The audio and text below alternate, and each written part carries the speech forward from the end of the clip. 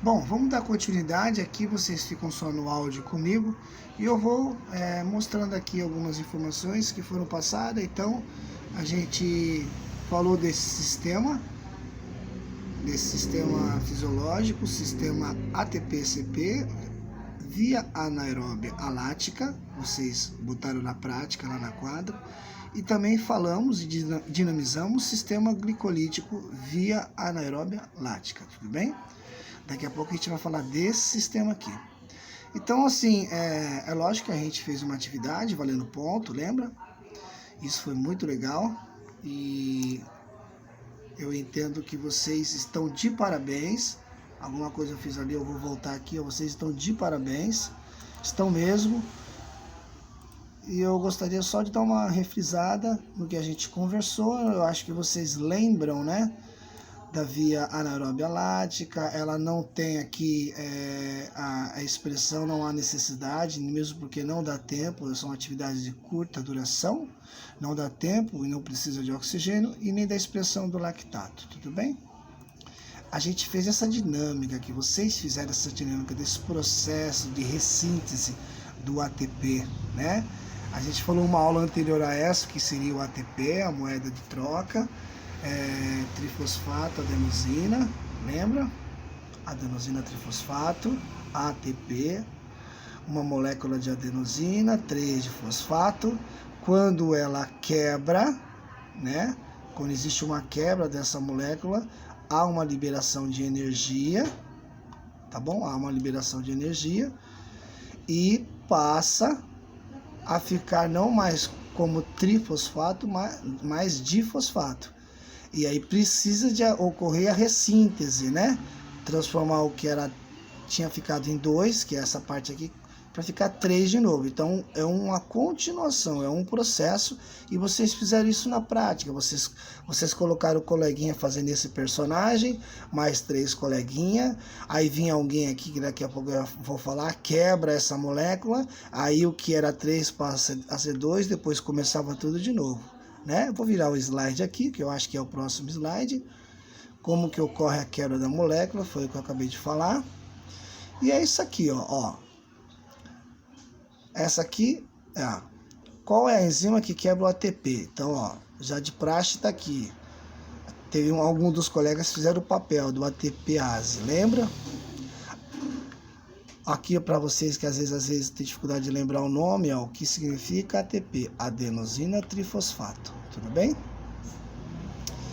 Então está aqui esse carinha, é ele que quebra esse carinha, tudo bem? E qual é a enzima que quebra a creatina fosfato? É a creatina quinase. E aí lembram da dinâmica lá que algum de vocês fizeram o papel disso aqui, vinha e quebrava isso aqui. Como ocorre o processo dessa quebra de ressíntese, professor? Não sei se já é esse o slide, mas vou ver se eu coloco aqui, deve ser esse já. Ele faz um efeito, né? Ó, ele vai lá e quebra, ficou difosfato, gerou energia. Agora esse cara vai quebrar aqui para voltar lá de novo, quer ver? Ó? Voltou no lugar. Vai lá a enzima, a creatina quinase, quebrou, voltou a virar o retornou a ser o processo de trifosfato. E aí, isso, tá parado aqui, ó. Voltou a virar aqui a adenosina mais 3 moléculas de fosfato, voltou aqui. E aí começa tudo de novo. Vocês fizeram isso na prática, eu só estou revisando aqui. Vou cortar aqui para ver os próximos slides, para não passar tanto slide igual. Só estou dando uma revisada. Então a gente falou, esse é o processo do sistema anaeróbio alático. E aí depois falamos do outro sistema da via anaeróbia lática, que é o sistema glicolítico, né? Ocorre a quebra da glicose. Vocês também dinamizaram isso, tudo bem? Deixa eu vir aqui, ó. Expliquei o que era a via anaeróbia lática, expliquei sobre o nome do lactato, mas o mais importante é aqui, ó. né? Já é uma prática um pouco mais demorada, né? De 10 a 15 segundos, ó, fornece energia de alta intensidade, curta duração, de 1 minuto e meio a 2 minutos, tudo bem? Mas ainda não tem a expressão como fonte de energia através do oxigênio. Então, através da quebra da glicose, advindo aqui dos macronutrientes, e em especial o carboidrato, pelo menos deveria de ser, ocorre a quebra da glicose. Expliquei para vocês o que é a glicose, a glicólise, né, que é um processo bioquímico em que a molécula de glicose proveniente da alimentação é quebrada em 2 moléculas menores de ácido pirúvico, ou piruvato. Eu lembro de vocês ainda brigando quem ia ser o ácido pirúvico, foi muito engraçado. E assim ocorre a liberação da energia. É a primeira etapa do processo de respiração celular que ocorre no citosol. Enfim, até pedir para vocês não se preocuparem em decorar todos esses números, e se tiverem que dar uma olhadinha, dá só uma olhadinha nesse carbono aqui, ó. São 6 moléculas. Preste atenção nisso, porque seria o que a gente iria utilizar, né? Então eu vou explicar, vou dar uma passada aqui geral do que acontece, ó. 1, 2, 3, 4, 5, 6. 6 moléculas de carbono. Eu vou explicar o passo a passo aqui rapidinho, ó. Então o que acontece, ó? Existem 2 ATPs, eles quebram essa molécula de glicose. É isso mesmo. E quando ele quebra, o que era 3 fica, o que era 6 fica 3 aqui e 3 aqui. Quando eles quebram, existe um aumento do número de ATP. O que eram 2, não sei se vocês lembram, 1, 2, passam a ser 4, 1, 2, 3, 4. Porém, eles vêm com esses carinha aqui ainda, o hidrogênio, ocupando espaço na célula, e oxidose. Aumenta a questão de ácido dentro da célula. E isso que era a glicose passa a ser denominada como piruvato, né? Ó, produziu 4 ATP, tá bom? O momento 3, o que acontece? Pelo fato de a célula precisar, não deixar que continue com a questão de acidose por causa das moléculas de hidrogênio, os NADs pegam os hidrogênios que estavam deixando o ambiente intracelular com muita acidose e pode baixando o pH, e juntam-se e passam a ser o NADH. Então, o NAD vem, pega o hidrogênio, passa a ser o NADH. Tudo bem? Aqui também acontece isso. Opa, desculpa, agora que eu vi que eu tô com o dedo na frente, ó. Acontece. Eu só tô recapitulando o que a gente falou na aula passada. E aí, professor, os NADs tentam sair da célula, mas não conseguem, pois não possuem peso molecular suficiente. E isso faz com que o ambiente intracelular se torne pouco produtivo. Daí a necessidade da ação do piruvato de ligar-se nos NADs. Lembra o piruvato que esses 2 aqui, ó, do lado de cá, era a molécula de glicose que foi quebrada pelos ATPs, que viraram o piruvato? Aí eles se juntam, o piruvato, com o objetivo de sair da célula, tudo bem?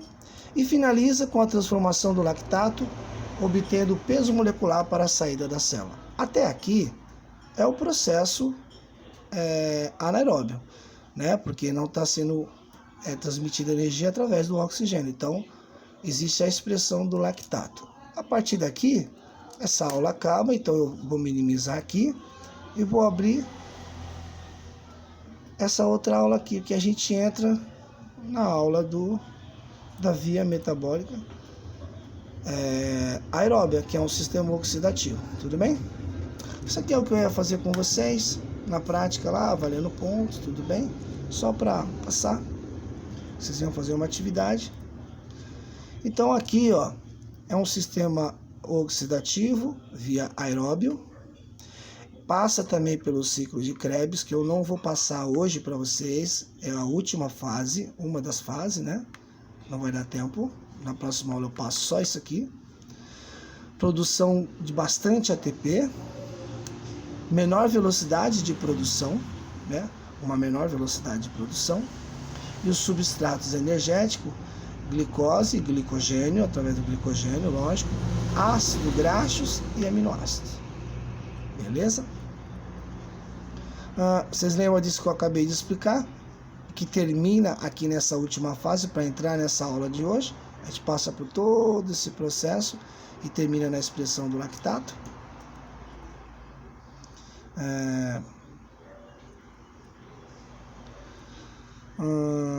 Quando você tem... eu coloquei dois personagens aqui, ó. Vou aproveitar a energia do hidrogênio e levar para as cristas mitocondriais.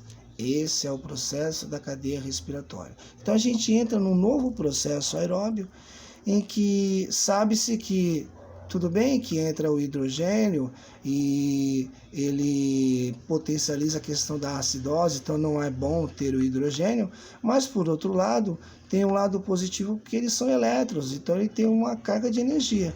Então vai sim aproveitar o hidrogênio para fazer alguma coisa. Eu coloquei aqui só para explicar para vocês depois, tá bom? Então, por causa da acidose, aumenta a fadiga, mas por outro lado também aumenta a carga de energia. E essa aqui é a mitocôndria, então eu queria só que vocês prestassem atenção nas cristas, aqui, né? E na matriz onde ocorre o ciclo de Krebs, que eu não vou passar para vocês aqui ainda. Então uma coisa é a crista, que é uma parte, outra coisa é esse meio aqui, ó, tá vendo? Parece água. É aqui que vai acontecer o ciclo de Krebs, que é um outro momento que eu vou passar para vocês, não hoje, só para vocês saberem.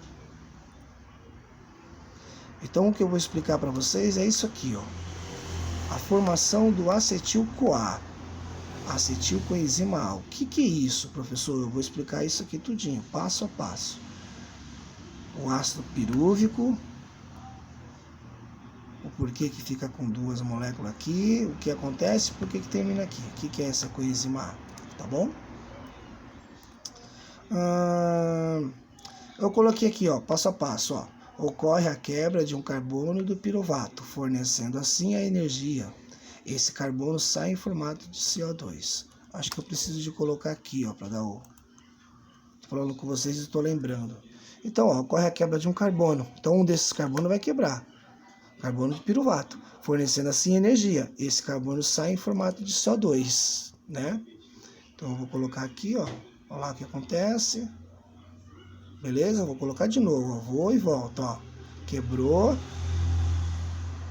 E aí, o ácido pirúvico passa a ser acetil. Beleza? Esse processo aqui vocês já conhecem. Já vou explicar lá na frente. O que é isso aqui? Vem aqui, passa a ser aqui. Depois é um outro processo. Então, na produção da energia, o NAD se junta ao hidrogênio. O NAD se junta ao hidrogênio e passa a ser o NADH. Lembram que isso vai acontecer várias vezes dentro da célula, que vão para dentro da célula, dentro do processo que eu ainda não vou passar para vocês ainda hoje. Na produção da energia, o NAD se junta ao hidrogênio e passa a ser o NADH, que vão para as cristas mitocondriais. A sacada é aqui, ó. Eles ainda vão para as cristas mitocondriais para sofrerem a cadeia respiratória. Então, ele se junta ao NADH e entra para as cristas mitocondriais e passa a ser o acetil. Tudo bem? Deixa eu voltar aqui, ó. É isso aí. Aí a pergunta, o acetil está pronto para entrar no ciclo de Krebs? Por que eu estou perguntando isso? Porque eu deixei um aberto aqui, né? O ciclo de Krebs ainda não vou explicar para vocês hoje, mas aqui é a continuação. Então ele que era ácido pirúvico, passou a ser o acetil, passou por esse processo, né? De respiração na cadeia respiratória, passou pelas cristas mitocondriais. A pergunta é, agora ele já vai para o ciclo de Krebs? Ainda não. Ainda não. Nesse terceiro momento, uma enzima chamada coenzima A auxilia se ligando ao acetil, passando a denominar-se como acetil-CoA, para assim poder entrar no ciclo de Krebs. Então aqui eu acho que aqui tem um efeito, ó. Tá vendo? Aí sim. Então, a necessidade dessa ajuda da coenzima A para obter um peso molecular, tudo bem? Aí sim passa a ser o acetil-CoA. Aí eles entram no processo, tá bom? Do ciclo de Krebs, que eu vou explicar para vocês na próxima aula. Ô professor, antes de fazer a pergunta, então esse é o processo. Para começar, após aquela última via metabólica, não sei se vocês vão recordar, anaeróbia, a lática e depois lática, e na continuação de uma atividade física entraria nessa uma das vias, né, na via aeróbia, um dos processos. Que o ciclo de Krebs também é uma outra forma de ocorrer deixa eu fazer que tá parando aqui, de ocorrer dentro do processo da via aeróbia, tudo bem? Que tava parando aqui, enfim. É ruim fazer tudo ao mesmo tempo porque você fica com medo de dar errado. Mas e aí, professor? Tudo bem? O acetil que teve a ajuda expressiva da coenzima A, e aí ficou acetil-CoA, beleza, e qual que é o papel para ir qual é a função do ciclo de Krebs? Eu vou explicar melhor depois, mas de uma forma geral, é quebrar o acetil-CoA, beleza? Ô professor, mas com ele eram 3, quebrou, ficou 2, fica mais fácil, né? Fica mais fácil, porque aqui não conta, né? Conta isso aqui. Fica mais fácil quebrar. Não fica mais fácil, não. Com 2 carbonos não fica mais fácil, né? Não sei se vocês lembram, ó. 2 carbonos. Acetil-CoA é uma outra expressão. Então não é mais fácil quebrar porque são 2 carbonos, não.